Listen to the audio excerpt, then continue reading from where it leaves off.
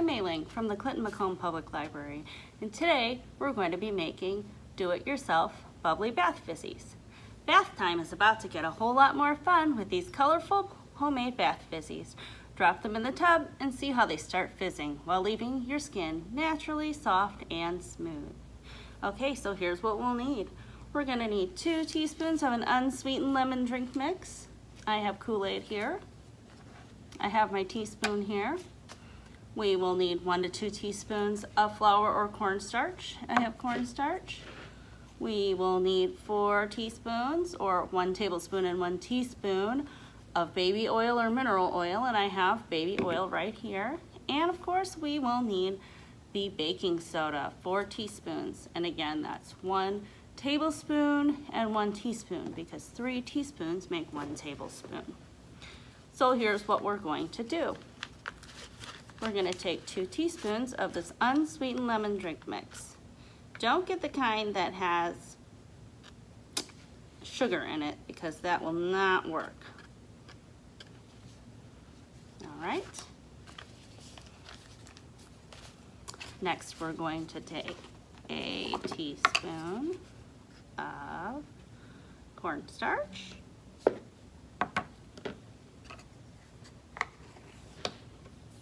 And then we're going to take our 4 teaspoons of baking soda. There's 1, 2, 3, 4. And if you need to level it off, just give it a little shake there. And there's 4. Now we're going to stir that up.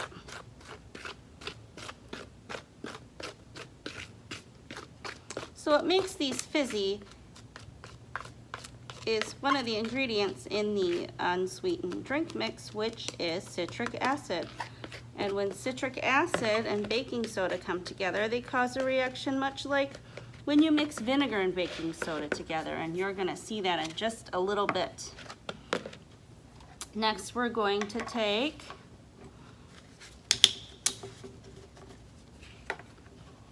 four teaspoons of this baby oil here. We're going to mix it together in this little measuring cup. So there's 1, there's 2, there's 3, and here's 4. We're just going to set that aside. And we are going to use 3 to 6 drops of food coloring. And I'm just going to use, I think, 4. 1, 2, 3, and 4. Make sure to put the lid on because this does stain quite a bit. And we're going to stir that up a little bit. And you can see it doesn't dissolve right away.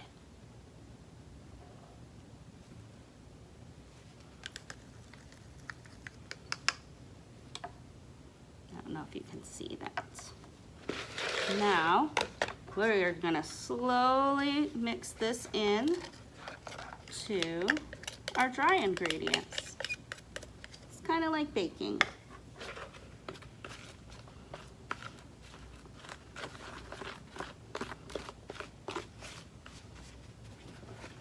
And I don't know if you can see this, but it is coming together in a paste. And that's what you want to see.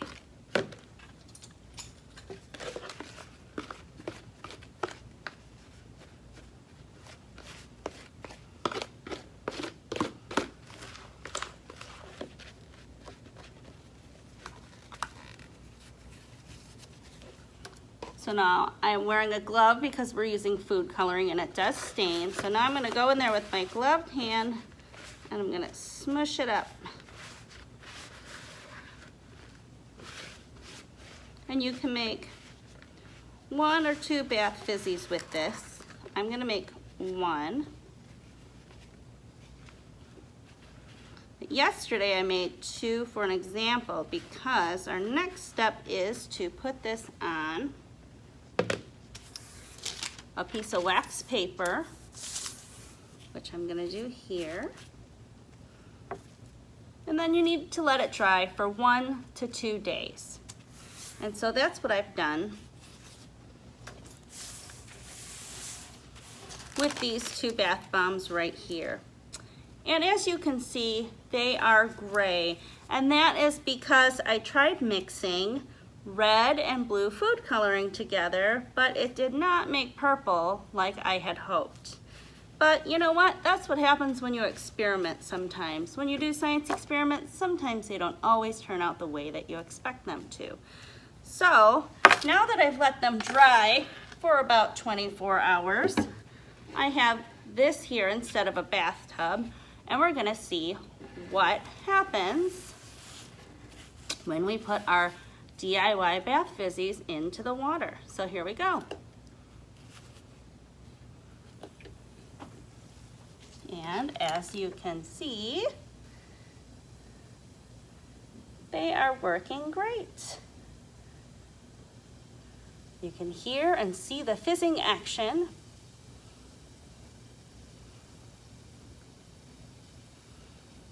And those will be a great addition to your next bath time. Thanks for watching. Hello, welcome back.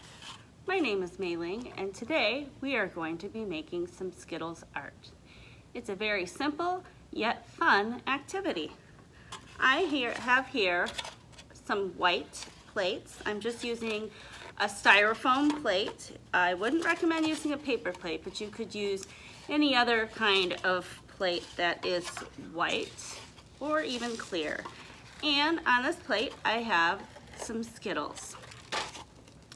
So what I'm going to do is I'm going to make a pattern using my Skittles. And you could do all one color, you could do different colors. I'm going to make mine alternating colors. So no two of the same color is touching. And that will make a very colorful and surprising effect. So I'm just going to line the rim of my plate with different colors. I've got yellow, and I've got purple, and I've got pink, I have green, I have some lime green here, and one light green one. That's interesting. I'll put that one right there. Bright orange and yellow,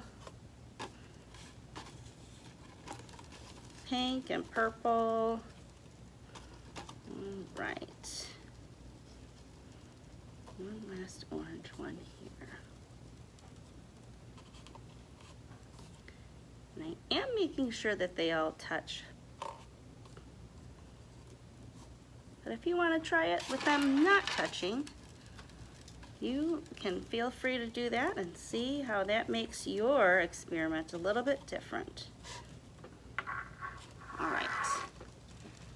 So here we go. Just going to push those back. And now I have some warm, not hot water, and I'm going to slowly and carefully pour it in to the plate. And you just want to make sure the surface of the plate is completely covered.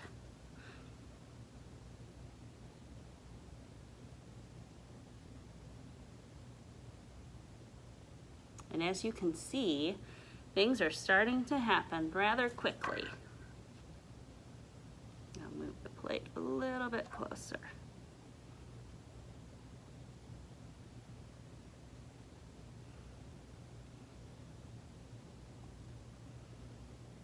The water is dissolving the color from the outside of the Skittles,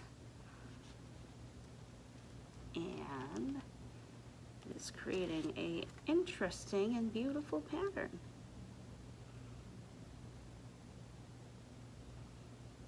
And at first it looks like nothing's happening, and then suddenly the colors will start dissolving and creating a very cool pattern.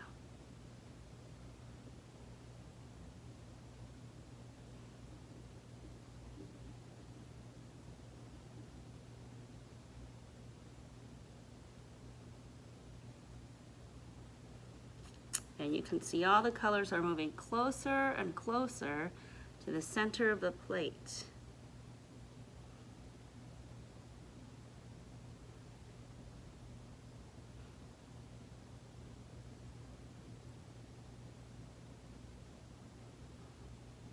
It's almost like a tie-dye effect. And as the water dissolves, the colors, you can see that all of the Skittles are slowly turning white until just the very top of the Skittles, which the water isn't touching yet, is staying the same color. And now they've all joined to the middle there. And you can, if you want, slowly turn it to make a swirl pattern. But if you turn it too much, then all the colors will mix together and you'll get a brown color. But the same thing will happen if you put some of these in a straight line. The colors will still melt off and create a cool pattern as well. So let's try that.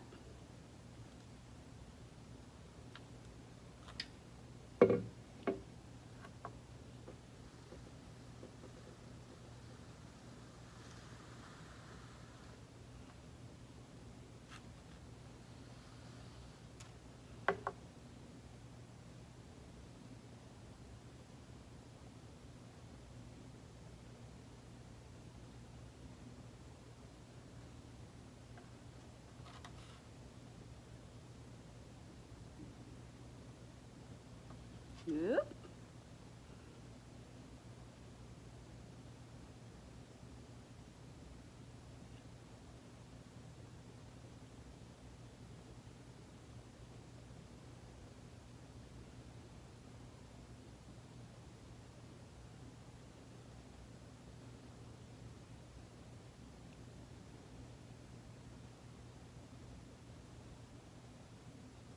So as you can see, the colors do come out and dissolve, but it's a little bit cooler to have them all in a circle versus just having them in a straight line.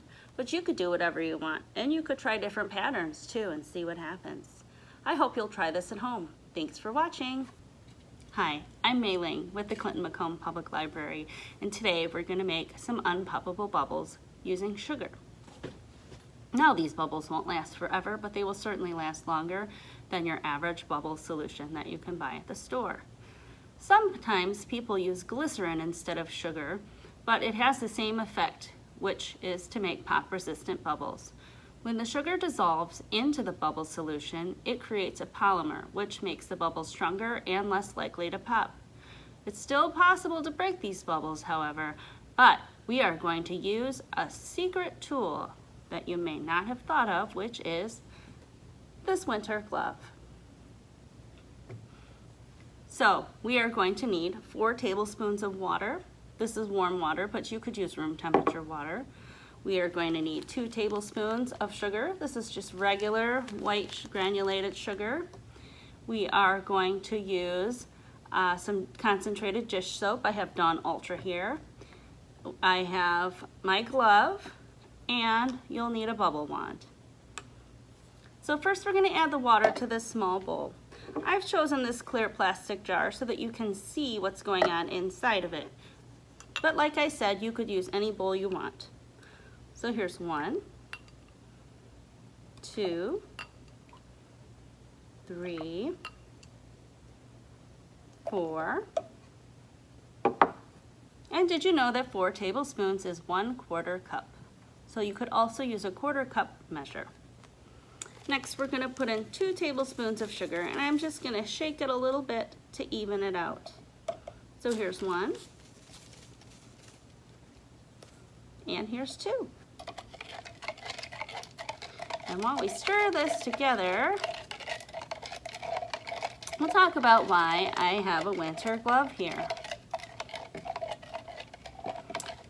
So the sugar in this solution helps slow down the water evaporation in the bubbles, which makes the bubbles last longer. Why don't we try blowing the bubbles on our hands? It's because our human skin contains oil, and even on our hands we have oil. So the oils on our hands can break the surface tension of the bubbles, which causes them to pop. The winter glove will keep the bubble from coming in contact with our skin's oil so they can bounce and do all sorts of fun things. So it looks like this is just about dissolved. So now we are going to add 1 tablespoon of our concentrated dish soap. Here we go. You can see it's a nice bright blue color. That's fun. I'm just going to give it a few stirs.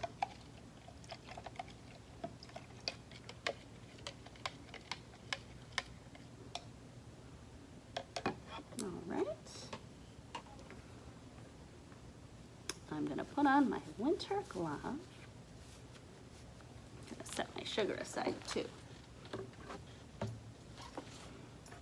And here we go.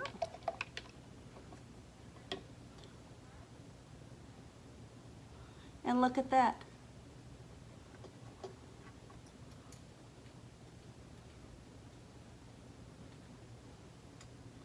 Now if I touch it with my finger, it will pop. Let me show you again.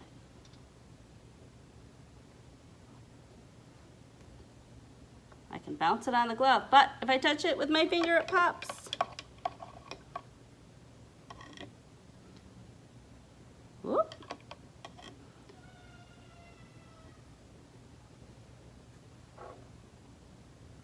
See that tiny little bubble there? It didn't pop because the winter glove is creating a barrier.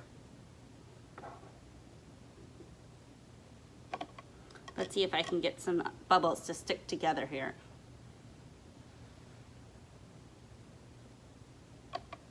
Well, they don't want to stick together. Whoop. Oh, that bubble lasted for almost a whole minute.